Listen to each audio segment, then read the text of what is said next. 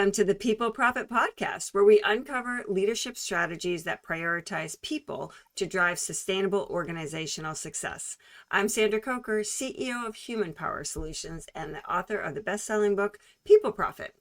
And today we are exploring how micro behaviors shape macro culture, transforming workplaces through trust, clarity, and human-centered design to navigate change, boost belonging, and empower teams. Our guest is Adriana Vaccaro, an award-winning entrepreneur from Bogota, Colombia, and founder and CEO of Culture Redesigned. She's a strategist blending behavioral science, data, and culture change. Adriana guides mission-driven organizations through transformations, improving engagement and effectiveness. She's the best-selling author of The Culture Minded: 6 Tools to Transform Organizational Culture and Empower Humanity. It's a practical guide drawing from her 15 years plus in HR and process improvement. Adriana, welcome to the show. We're thrilled to dive into your insights today. Thank you so much for having me. Yeah, we're super excited. So for you guys, if Adriana's approach inspires your culture work, please hit the like, follow, share, and subscribe to this podcast. Your engagement helps us amplify these transformative ideas. Let's get rolling. You ready to roll? Yes. All right, awesome. So I've met you and I've met, we've had lunch. You took me to this really great Mexican restaurant that I absolutely love. So I'm really excited to talk with you today and to share your insights because I think you've got a lot to offer. So you're an immigrant from Bogota, Colombia.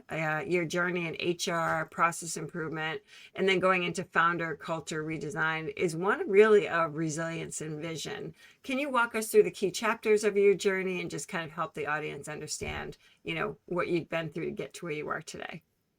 Absolutely. Thank you for asking that question. It's like the origin story. Yes. Yeah. So I moved to Massachusetts as an adult. I was 24. I already had a master's degree. I had a corporate job in my country. I came here and started working human resources from, I was a recruiter, like entry level staffing agency.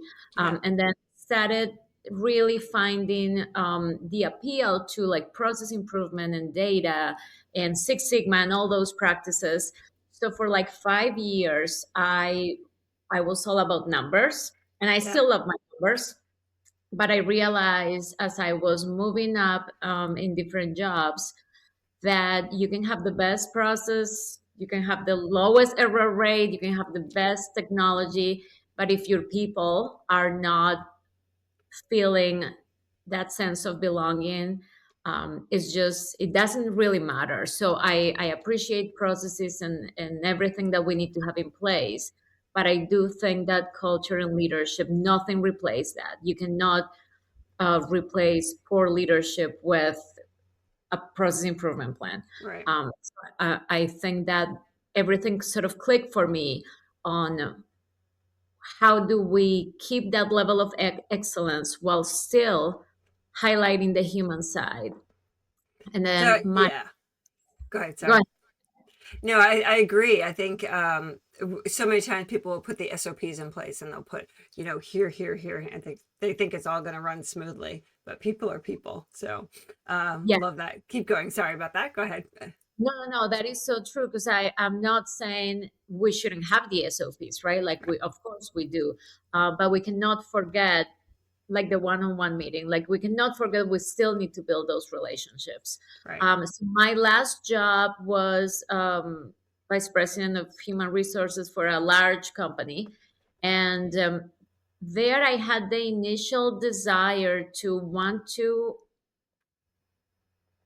have an impact on more than one company. And that's how I decided to move into the consulting field, because I could definitely support different companies. And also, I had put my 15 years in HR, and I feel like I really know what HR Yeah. professionals go through. Like sometimes, even though we're the epicenter of energy in human, Yeah. and nobody's listening to us. So I really wanted to offer um, as a consultant the idea that I understand what you're going through and I'm here to support you. I don't want your job, I just want to support you. Right. Love it. So what made you start? So that's what made you kind of start Culture Redesign. How's that journey been for you in the beginning? You're a working mom. You've got, you've got kids of all ages, right? So, and I love that. And I think so for our audience, a lot of them are younger in their careers. They're growing. They're either climbing the corporate ladder or thinking about what their next move is. Can you talk a little bit about like what that shift was from corporate to consulting? Because it's scary. It is very scary. Yes. And I think we tend to believe what society says we need to do. So there are, if you work full time, you're not a good mom, or all these stories. And I do want to say, as long as you are present doing whatever you're doing, it's really your choice. So for any working mom, I will say, if work brings you fulfillment, I love what I do for work. I am a better person because I get to work. Yeah, I also love being with my kids, and when I'm with them, I am present with them. So as long as you enjoy what you're doing and are present, I think you can definitely have more than one identity. And on the journey, it is uncharted, right? You don't right. know what's going to happen. And I think as long as you keep putting the work and cultivating leads, like for me, I was always inside doing HR support job. So for me, the whole business development part was unknown, Yeah, and you actually have helped me and mentor me in a way. And it has given me, like, developing that new skill, yeah, like closing the deal, getting that signature. um, it just gives you is proof that we can always continue developing and growing. So that has been very satisfying to me, but it's not, I had to learn things that were not my expertise. yeah. I love that. That's great. That was a sidebar, obviously, because I admire what you're doing, and I know the busyness of your life. And a lot of times, I'm like you. I stayed home for about a year, and I was like, I'm not having it because work really did fulfill me. And I've had friends that have stayed home for 20 years, and that's fulfilling for them. And I don't think any one path is correct. I think it's whatever's correct for you, right? Uh, Absolutely. yeah. So let's dig a little deeper. So you describe leadership as intentional influence through micro behaviors. And I love that because I'd love you to dig deep a little bit there. Like, where was a moment, did you ever see where there was a bad fit experience, that kind of, the leader kind of said, okay, we need to kind of change some behaviors slowly, to have them kind of move the needle. Is there any kind of stories there? Yes, I have multiples, but there is one CEO that had a really strong impact on my development. However, it was kind of like he was doing what I didn't want to ever do. So it was still a learning experience, because I think to this day, probably the most intelligent person I've met. Yeah. Sort of like geniusy type of brain. Wealthy, multiple businesses. Yet when he had this ability to make people feel small. He didn't want to, Mm, but it was, for me, observing his behavior and understanding his brilliance, but also the lack of his human side. Like, even yeah. though he cared about employees, everyone was afraid of him. I became like this buffer, like, please, no one talk to him. Oh my um, gosh. yeah, and I will tell him, like, please don't talk to anyone here. Like, when you come in, just come straight to my office. Because he will say things, whatever popped in his mind, he will Okay. say it. And sometimes it will be about somebody's weight, or about somebody's hair, or Oh about, no. yes. So it was difficult, but it made me realize, okay, how can I help him little by little? Because it's like moving the Titanic, right? We can not just Right. change direction. So it was like, I'm going to start with the little adjustment. And I started working with him on that. And I feel like over time I could see, and like the last time I saw him, we obviously don't work in the same place, but he came with someone he works with, and they were talking about how he was mentoring some people, and I'm like, Oh, that's amazing. Yeah. yes, he has changed. So small behaviors that you're able to adopt and make part of who you are, Yeah. I think they grow over time. Just like you develop your muscles at the gym or start drinking water, and then becomes a habit. Just those little things. Like I remember telling him, don't comment on anything a person cannot change in 10 seconds. Like if you think somebody's name is funny, they can't change their names. Just don't comment on that. Right. Yeah. Um, someone looks a particular way, do not, like, those are the things you shouldn't comment on, and Right. he listened to that. I love that. That's amazing. So I want to kind of build on that because that, building on that with your book, right? Culture Minded. It blends the research and the tools and stories from your work, which I think I find fascinating. Can you share a little bit more about writing it as you are focusing on empowering humanity? And I think it also, for me, it reflected the evolution from driving performance to designing conditions for people to thrive. Can you talk a little bit about that? Oh, I love that. And I love that you use the word conditions, because throughout the book, I talk about we cannot condition people, Mm-hmm. obviously, but we can condition the environment. We Yeah. can create an environment where people can come and perform. So the book has a lot of research, and when I was talking to the publisher, it was funny because she said, research is appealing to some people like me, Yeah. but you stories. You definitely need to share more stories. And I was thinking, like I don't want to talk about people in a way that they might not feel like I'm not telling Right. the story the way it was. But she was helpful, and she coached me on how to tell a story in a way that other people are learning from it Mm. without saying something Right. negative about someone else. And I really think remembering the human part, even if we're driving performance.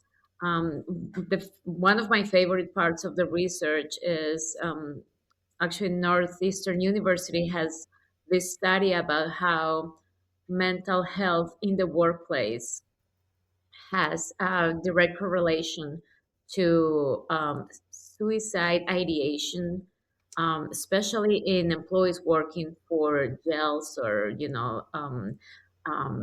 it was jail correctional officers, police officers. So that was really Mm. understanding that, yes, is we tend to say is just work, right? Like it's only work, but it has an effect on your life, Sure. on your ability to even stay alive. That to me was just such a big idea. And even though I didn't want the book to be dark, Yeah. I wanted to bring awareness. Like, if you are somebody's boss, if you it does a responsibility not only to say I'm in charge, but to serve Yeah. them, and to make sure people in your charge are feeling their contribution, they're feeling your support, and that really it really touched me, that part of the research. Yeah, so this is why you and I we're so aligned, right? In our thinking. There's a YouTube video called "A Crisis in Leadership," and we can drop that link in the bottom. But it's probably 15 or 20 years old, and it's a CEO of about a 450 person company, and he was so about the culture that he measured the success of his company with the divorce rate of his employees. Wow. Yeah, it's so when we do leadership, we show that video often in the beginning. We're like, it's not just you. Everything that you do affects the people around you, and it's a privilege to be a leader. It's not a right to be a manager. So um Oh, I love that. That was a mic drop. That's a good one. Yes, that is great. So when so your philosophy around the micro, let's go back to the micro behaviors for a minute. It's the listening, feedback, consistency, right? Clearest way for us to live our values within the company. So, can you break it down for our audience, and especially for our younger leaders here that are listening, that are growing? How do these things build trust and belonging, especially in today's workplace where we're remote, we're hybrid, we're in person, we're AI. Like, how do we use these tools? Right. So I think again, human first, right? Even though we might be dispersed in different places, maybe we're not in the same physical room, maybe we're not kind of like together all the time. I think developing the space to add value to someone. And there is a framework for speed of trust from Stephen Covey, and Yeah. he talks about value deposits.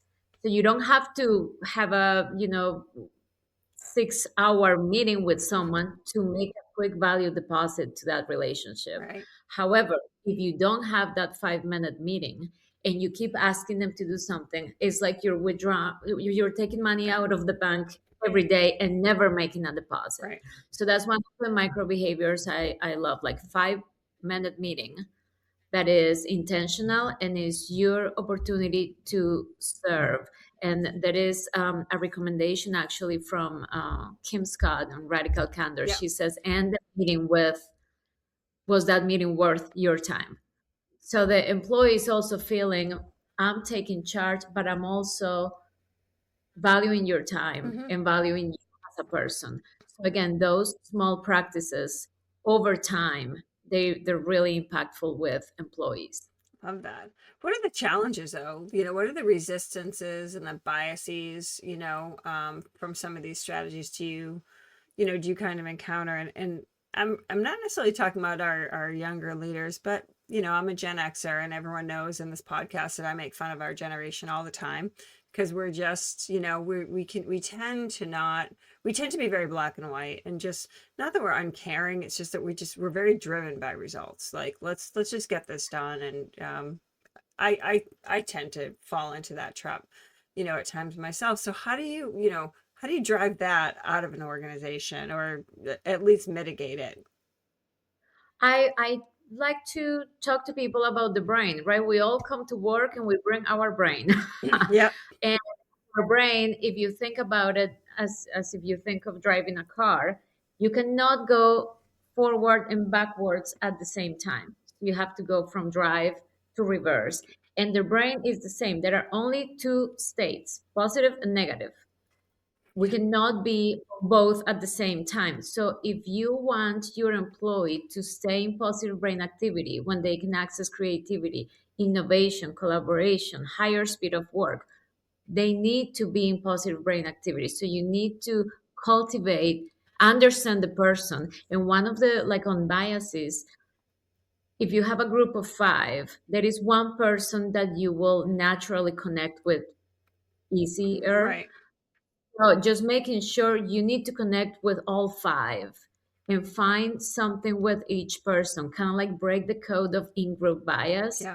Um, because naturally, again, the brain is programmed want to find your people. So once you find the person that is like you in the group, you might not want to make the value deposit on all the other Mm. team members, and that's natural. So kind of like overriding the natural programming and then teaching your brain, I have to develop my in group with every single person.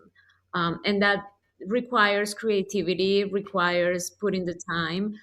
And if we are kind of like transactional, moving fast, we might unintentionally keep someone in negative brain activity. Right. So their performance might not be as powerful, but is the result of the leader not putting the time. Yeah, and I think it's both ways, right? It's like you gotta take a look at what your instinctive biases are as well. Like, you connect with someone really quickly, like, oh, that's kind of my person, right? And then other people kind of. So I think that I love that, the intentional approach to seeing, like, who's the person I'm not connecting with, and looking inside, like, why, what is it, what's my approach. So I think, a lot of things that you talk about, we've talked about before, is emotional intelligence, right? It's a huge key to the approach to leaders. So a lot of some leaders don't necessarily, it's not a natural thing. So it's a learned skill. And I think there's a misconception out there that you can't learn how to be emotionally intelligent. You absolutely can, right? So how do you coach leaders to learn it, to use it, to navigate change and make safe spaces for people to grow? Is there a practice from your book that that confronts that bias through in using emotional intelligence? Yes, yes, the book talks a lot about there are a couple of doctors that research how to create a bigger in group. Hmm. So I walk people through an exercise on the book, and when I'm coaching or training them, so if I ask you to describe your best friend, statistically, for like 80% of the people, you will be describing someone similar to you with a lot of similarities. Right. At least usually is like gender and race and like, you know, Yeah. because you probably grew up together, whatever the case is. So we start challenging them. We're going to make your in group bigger, and we're going to make that decision logically so that we can create a reality that looks a little bit different. And Yeah. when someone asks you, tell me about three people you're very close with, you are able to show diversity in your in group, because that allows your brain to be less. The brain is afraid of the unfamiliar. Right. Even if you don't necessarily feel fear, is the same emotion unfamiliar or unaligned. So we want to create a bigger spectrum of things that are familiar to us. So that's one exercise that That's fascinating. I feel like people are initially challenged, and then when they start kind of like doing their homework and create, like, it's challenging to find someone completely different to you and become familiar with them. Yeah. But it does help. Yeah. That's fascinating. Oh, that's such an interesting thing. My brain's like my brain's clicking away here. I The first time I read that, I my best friend is at that time I do have, obviously I've done the work, but at that point my best friend also had an accent because she is from Dominican Republic. Yeah. She's also an immigrant. I met her the same week I landed in Boston. um, so we had a lot in common, and to me it was like, wow, this is crazy. So if I hadn't read that, Yeah. I think she's be still my closest person, and we are still very good friends. But I have developed a deeper connection to a lot of other people. Hmm. That has, I know it has done something. Yeah, yeah. I'm gonna listen to this again and again, I think, because that's very fascinating. So I could go on with that one, but we'll keep going. So, so Yeah, Rabbit. yeah, I know, and I'm a rabbit hole girl. My producer's going, yes, she is. So you talk about emphasizing preparing people with critical info over obsessing on what's right and what's wrong. How can leaders apply this to the team dynamics? The, I think I think a lot of times we believe that developing someone is developing like a mini you. mhm.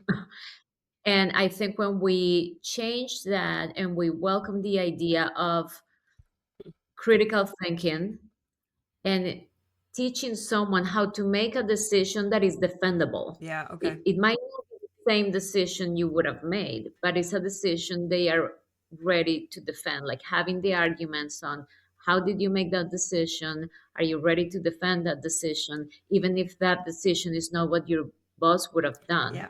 Um, I think that is another key of giving people that independence of ability to think, Yep. but also ability to defend whatever decision they made. And when we talk to teams or employees about influence and communication, there is always that idea that we get, like, it's okay to think, what would Sandra do? That's okay. Like, if we have someone we admire and they make the right decisions, Right. why not? Right. But if you really want to develop your own leadership, when you are ready, I think you also should allow your brain to give you the ideas. Like, let those ideas land and study them, and, Mm, and then challenge them. And then if I make this decision, kind of like all the tools we have for analytical thinking, yep. you don't need a big whiteboard and 20 people to do that. You can do that on your, like, individually or independently, to really develop that practice, to be able to explain to someone, I know, Sandra, that you would have gone this way, but I decided to do it this way because A, B, and C. Right. And I have a project manager working with me, very young, very independent, and we think differently. Yep. And I enjoy seeing her tell me why she, like, sometimes she doesn't agree on the way I want to go, but she has the arguments to defend her position. And I love that, That's awesome. because I don't want her to be another me. I want her to be the best version of herself. And we talk about. I'm sure you talk about this too. And we've worked on clients together, so we're very much aligned. But when I talk to the leaders, I'm like, be curious before you judge. Lead with curiosity, and ask the question. Tell me how you got here. Yes. Instead of being like, so no, that's not right, or what are you doing? What was that all about, right? So I'm always talking about leading with curiosity and just find out first before you jump to the assumption, right? Did you know, you probably know, but you said it perfectly. Did you know that the same part of the brain that exercise judgment exercises curiosity? So you cannot be judgmental and curious at the same time. Yeah, So when you see a judgment arrive, what we need to do is replace it with curiosity. Then you're no longer judging, you are just curious. asking a Um, question. Yeah, yes, love it. I love that. I do too. So let's talk about the volatility of our world right now. We've got tech shifts, lots of shifts in technology. We've got lots of burnout. I know, I'm sure, you've got kids and a family and you're working, you're running your business. I've got grandkids, I'm running my business and just life in general. So burnout's really out there. How do micro behaviors, like learning some of these micro behaviors, prevent that quiet quitting and help drive some innovation? Any example where like Well, listening deeply catalyzes the breakthrough? Are there any examples there? yes, I do think a lot of the leaders we've been coaching this year, and it has been interesting. We used to do only executive coaching, and then since November we have a program, kind of like for, people that are sandwiched Yeah, between an executive and a lot of other people. I don't like to call it middle managers, because then I don't know. Some of them might be a director or a VP, right. but they're still not the top. And I feel like the guilt of, if I take care of myself Yeah. like I should, like, it's wrong. And I think that shift, it has been something I find myself repeating in multiple meetings. Hmm. um, there shouldn't be any guilt about your self-care, because unless you take care of yourself, not only you're affecting every person reporting to you, because the moment you are overwhelmed, you're immediately less intelligent, but You're you're right. almost radiating everywhere, to your family, to your kids, to, if you have kids, to your pets, to whatever is around you. So Right.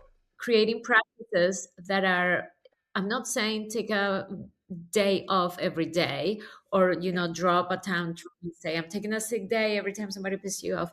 I'm not recommending that, but I will say 5 minutes, put a timer, and then something that gives you energy, Yeah. which is different for every person. I know there is a lot of, like, breath work is popular, and there are multiple things that are popular, but they don't work for everybody. Right. So if you want to, do your heart box breathing, or if that doesn't feel you, find something that does. Maybe it's a song, maybe is a special sparkly drink, maybe whatever it is. It might be 5 minutes, but it gives you energy. Yeah. So we have to kind of like fight the depletion of energy with something that is fulfilling for us. Yeah. I find that music does a lot for me. I struggle with like the traditional meditation, but I find that I can listen to a song and just think about the song. Or maybe, I do puzzles. There are different things that give me energy, Yeah. but every person has to find what that looks like for you. So I think that one of the problems is when we start telling everyone, you need to do yoga, you need to meditate. Like, no, you need to find what works for your brain. Yeah. Where is that oxytocin? How are we getting that in a positive way? And I think it's different at different times during the day. I'm like you, like I can crank Morgan Wallen and just be the happiest person ever. Middle of the day, and then I have a puzzle table as well, which is kind of crazy. Wild. I've been that helps to ground me. And then the end of the day, I love to go to bed with a guided meditation. And I'm not a meditator, but when I go to sleep, I have this one guy who I'm like, oh, good night. He just so I think it's different for different times of day and it's different for different people. So I think you're right. I mean, we hear so much about, like my daughter's a yoga. She teaches, she loves it. And she's like, Mom, you got to do yoga. And every time I go, I like it and it's fine, but it's not like I wouldn't say I practice it, right? Um, you know, so it's super, so I think you got to listen to your own self and what does it do for yourself and your self leadership, right? So you figure out what you need like for yourself and that self leadership, and you have those consistent behaviors, whatever that is, it helps to really set the tone. So when you Right. have like diverse teams and you've got, people from all over the world, which we have a diverse team, you have a diverse team. So how do you see a trend in your culture work, with like that's coming up with the technology integration and the demand? I see a demand focusing more on humanity. I feel like people more like they're learning how to sew. They're learning like the kids are like they want to learn how to sew. They want to learn how to knit. Like they're kind of coming off the screens a little bit. Are you seeing that trend a little bit in your work? I do. And I actually had a really interesting moment maybe 2 weeks ago. I was working with a small client, they're a nonprofit in technology, and they were talking about how disconnected they felt. And, I'm asking, why you feel disconnected. And then they're talking about all these tools they have. So they have Slack and they have Teams and they have Basecamp. So they mention all these tools, and I guess the tools have these kudos and good job. And then if someone puts something, they all feel the responsibility to say Hey. something else. Yeah. But we're talking about how it's almost like an extra thing they have to do, and they're not even meaning it. Yeah. Yeah. And it really took me a moment to like process everything they were saying, and I said, well, we're gonna dial it back. Yeah. And it's okay to celebrate, but it shouldn't be performatory. It shouldn't be just like a fake, oh yeah, all these emojis so that someone can feel something, because clearly they weren't feeling it. Right. So we changed it to, and I'm gonna meet with them again in a couple of weeks, um, using the tool just for critical communication, like project driven communication, Yeah. and then having a team meeting where they can express their emotions. Is unscripted, no agenda. And if if they booked an hour and nobody has anything to say, that's fine. Yeah. But if they get together, just kind of like bringing back the Yeah. normalcy of humans in a room, that to me is the first time I hear that. And it really made me think about, wow, how sad that we are I know. feeling obligated to celebrate when I'm sure the tool was there for, to Yeah. really help. But adding all these tools that people are just, why do we have to celebrate in four different channels? It's the same project. Yeah. Yeah. Oh, that's great. Oh my goodness. So I have a segment that's called our rapid fire segment. So I have 5 questions that I'm going to ask you. I'm going to bring it on, right? Real quick, just off the top of your head. We don't need to go elaborate, but I'm just this is just kind of fun. So ready? All right. Yes. What is one outdated culture tactic that we need to get rid of?